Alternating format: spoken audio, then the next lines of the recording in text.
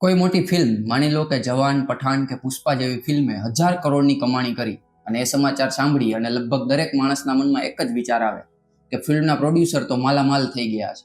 આખરે 1000 કરોડ કમાવવા એ કોઈ નાની વાત નથી.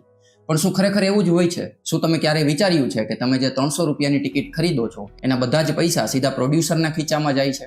જો કોઈ ફિલ્મ 1000 કરોડ કમાય તો શું ખરેખર પ્રોડ્યુસરના ખાતામાં 1000 કરોડ જમા થાય છે? અને જો એવું નથી થતું તો પછી બાકીના પૈસા ક્યાં જાય છે? થિયેટર શું કમાય છે, ડિસ્ટ્રીબ્યુટર શું કમાય છે, અને ફિલ્મ રિલીઝ થાય પહેલા જ ઘણા પ્રોડ્યુસર કરોડો રૂપિયાનો નફો કેવી રીતે કમાય છે? આ બધા પ્રશ્નોના જવાબ આજે આપણે એકદમ સરળ ભાષામાં સમજવાના છીએ. ફિલ્મ ઇન્ડસ્ટ્રી માત્ર મનોરંજનનો વ્યવસાય નથી. આ હજારો કરોડ રૂપિયાનો એક એવો બિઝનેસ છે જેમાં એક જ ફિલ્મમાંથી ઘણી અલગ અલગ કંપનીઓ અને લોકો કમાણી કરતા હોય છે. આખી રમત સમજવા માટે સૌથી પહેલા આપણે ફિલ્મ ઇન્ડસ્ટ્રીના 3 મુખ્ય ખેલાડીઓને ઓળખવા પડશે. પહેલો ખેલાડી છે નિર્માતા એટલે કે પ્રોડ્યુસર.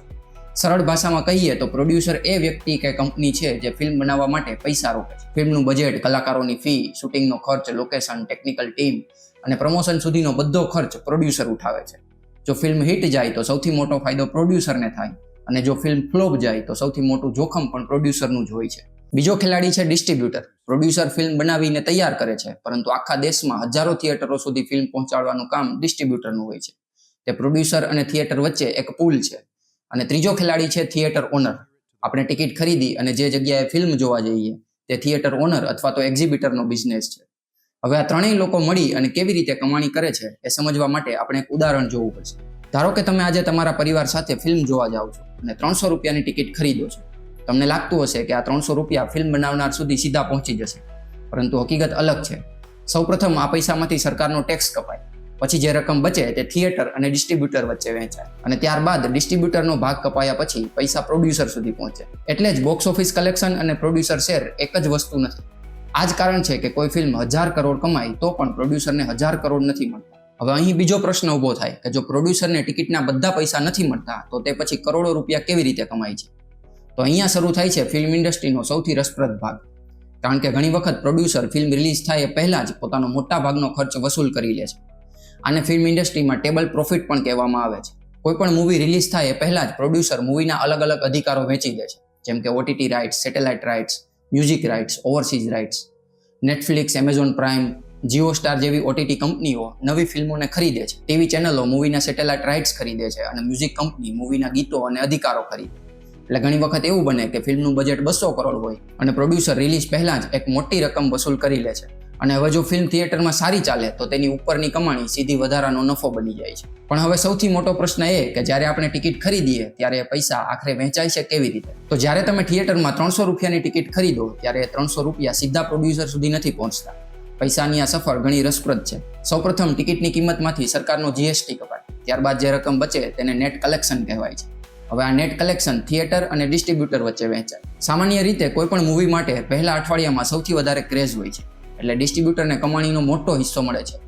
ઉદાહરણ તરીકે જો કોઈ ફિલ્મની ટિકિટોમાંથી 100 રૂપિયા ડિસ્ટ્રીબ્યુટર અને થિયેટર વચ્ચે વહેંચવાના હોય તો પહેલા અઠવાડિયામાં લગભગ 55 થી 60 રૂપિયા ડિસ્ટ્રીબ્યુટરને અને 45 થી 50 રૂપિયા થિયેટરને મળે.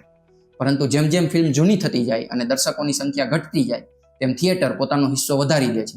એટલે કે બીજા કે ત્રીજા અઠવાડિયામાં એ જ 100 રૂપિયામાંથી કદાચ 60 રૂપિયા થિયેટરને અને માત્ર 40 રૂપિયા ડિસ્ટ્રીબ્યુટરને મળે. એટલે જ કોઈ પણ મૂવી રિલીઝના શરૂઆતના દિવસો પ્રોડ્યુસર અને ડિસ્ટ્રીબ્યુટર માટે સૌથી મહત્વના હોય છે. પણ અહીં પણ એક સવાલ ઊભો થાય છે કે જો થિયેટરને ટિકિટમાંથી માત્ર એક જ ભાગ મળે છે તો પછી મલ્ટીપ્લેક્સ કંપનીઓ આટલા મોટા બિઝનેસ કેવી રીતે ચલાવે છે? તો આનો જવાબ છે પોપકોર્ન. હવે આ વસ્તુ સાંભળવામાં કદાચ મજાક લાગે, પરંતુ ઘણા મલ્ટીપ્લેક્સ માટે પોપકોર્ન, કોલ્ડ ડ્રિંક અને ફૂડ કાઉન્ટર કમાણીનો સૌથી મહત્વનો સ્ત્રોત હોય છે. તમે ઘણી વખત જોયું હશે કે 300 રૂપિયાની ટિકિટ સાથે 350 નું પોપકોર્ન અને 150 રૂપિયાની કોલ્ડ ડ્રિંક હોય છે. કારણ કે ફૂડ અને બેવરેજ પર થિયેટરને સૌથી ઊંચું માર્જિન મળે છે. આ ઉપરાંત એડવર્ટાઇઝમેન્ટ રેવન્યુ પણ એક મોટી કમાણી છે. ફિલ્મ શરૂ થાય એ પહેલા તમે જે એડ્સ જુઓ છો તેના માટે કંપનીઓ થિયેટરને પૈસા આપે છે. એટલે કે થિયેટરનો બિઝનેસ માત્ર ફિલ્મો પર આધારિત નથી. હવે આપણે ડિસ્ટ્રીબ્યુટર પાછા ફરીએ. ડિસ્ટ્રીબ્યુટરનું કામ છે ફિલ્મને વધારેમાં વધારે સ્ક્રીન સુધી પહોંચાડવાનું.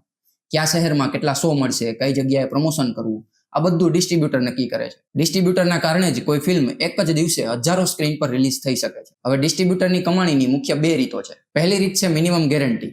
ધારો કે કોઈ ડિસ્ટ્રીબ્યુટરને વિશ્વાસ છે કે ફિલ્મ સારી ચાલશે તો તે પ્રોડ્યુસરને પહેલેથી જ એક નક્કી રકમ ચૂકવી અને ફિલ્મના ડિસ્ટ્રીબ્યુશન રાઇટ ખરીદી લે છે. જો ફિલ્મ મોટી હિટ જાય તો ડિસ્ટ્રીબ્યુટરને ભારે નફો થાય. ઉદાહરણ તરીકે બાહુબલી 2 ના હિન્દી ડિસ્ટ્રીબ્યુશન રાઇટ્સ એ ફિલ્મ્સ અને ધર્મ પ્રોડક્શને ખરીદ્યા હતા. આ માટે પ્રોડ્યુસરને પહેલેથી જ એક મોટી રકમની ચૂકવણી કરવામાં આવી. ત્યારબાદ ફિલ્મે બોક્સ ઓફિસ પર ઇતિહાસ રચ્યો અને ડિસ્ટ્રીબ્યુટરને પણ ભારે નફો થયો. પરંતુ જો ફિલ્મ ફ્લોપ જાય તો નુકસાન પણ ડિસ્ટ્રીબ્યુટરને જ થાય. ઉદાહરણ તરીકે બોમ્બે વેલ્વેટ. આ મૂવીના રાઇટ્સ પણ ડિસ્ટ્રીબ્યુટરે ખરીદ્યા હતા, પરંતુ ફિલ્મ બોક્સ ઓફિસ પર ખરાબ રીતે ફ્લોપ ગઈ. હવે આ કેસમાં પ્રોડ્યુસરને પોતાની રકમ પહેલેથી જ મળી ગઈ હતી, પરંતુ ડિસ્ટ્રીબ્યુટર્સને કરોડો રૂપિયાનું નુકસાન ભોગવવું પડ્યું.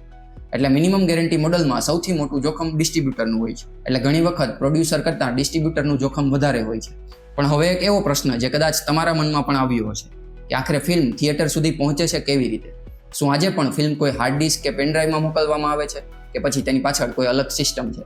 જૂના સમયમાં જ્યારે ડિજિટલ ટેકનોલોજી એટલી વિકસિત નહોતી ત્યારે ફિલ્મો મોટી રીલોમાં થિયેટર સુધી મોકલવામાં આવતી. કોઈ એક ફિલ્મ માટે ઘણી રીલો લાગતી અને તેને એક શહેરમાંથી બીજા શહેરમાં પહોંચાડવામાં ભારે ખર્ચ થતો. પરંતુ આજે આખી સિસ્ટમ બદલાઈ ગઈ છે. હવે ફિલ્મો ડીસીપી એટલે કે ડિજિટલ સિનેમા પેકેજ તરીકે થિયેટર સુધી પહોંચે છે. ફિલ્મને ખાસ ડિજિટલ ફોર્મેટમાં કન્વર્ટ કરવામાં આવે છે અને પછી તેને સુરક્ષિત રીતે થિયેટરના સર્વર સુધી પહોંચાડવામાં આવે છે. પણ માત્ર ફિલ્મ ફાઇલ થિયેટર પાસે પહોંચી જાય એટલે ફિલ્મ ચાલી શકે એવું નથી. તેના માટે KDM એટલે કે કી ડિલિવરી મેસેજ, આ એક પ્રકારની ડિજિટલ ચાવી આપવામાં આવે છે. આ કી નક્કી કરે છે કે ફિલ્મ કઈ તારીખથી કઈ તારીખ સુધી અને કયા થિયેટરમાં ચાલી શકશે. એટલે આજે કોઈ થિયેટર પોતાની મરજીથી ફિલ્મ નથી ચલાવી શકતું. આ બધું ડિજિટલ રીતે નિયંત્રિત થાય છે. હવે અહીંયા આપણે ફિલ્મ ઇન્ડસ્ટ્રીનું સૌથી મહત્વનું સત્ય સમજીએ કે સામાન્ય લોકો બોક્સ ઓફિસના મોટા આંકડા જુએ છે, 100 કરોડ, 500 કરોડ, 1000 કરોડ. પરંતુ ઇન્ડસ્ટ્રીની અંદર કામ કરતા લોકો પ્રોફિટ જુએ છે.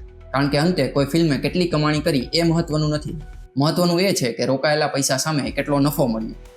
એક 500 કરોડની ફિલ્મ 600 કરોડ કમાઈ તો કદાચ બહુ મોટી સફળતા ના કહેવાય. જેમ કે આદિપુરુષ, જેનું ટોટલ કલેક્શન 400 કરોડ જેવું હતું, પરંતુ ફિલ્મનું બજેટ 500 થી 600 કરોડ હતું. પરંતુ એક 10 કરોડની ફિલ્મ 80 કરોડ કમાઈ તો તે બ્લોકબસ્ટર બની શકે. જેમ કે લાલો ફિલ્મ, જેનું બજેટ માત્ર 50 લાખ હતું, તેની સામે તેનું કલેક્શન 120 કરોડ છે.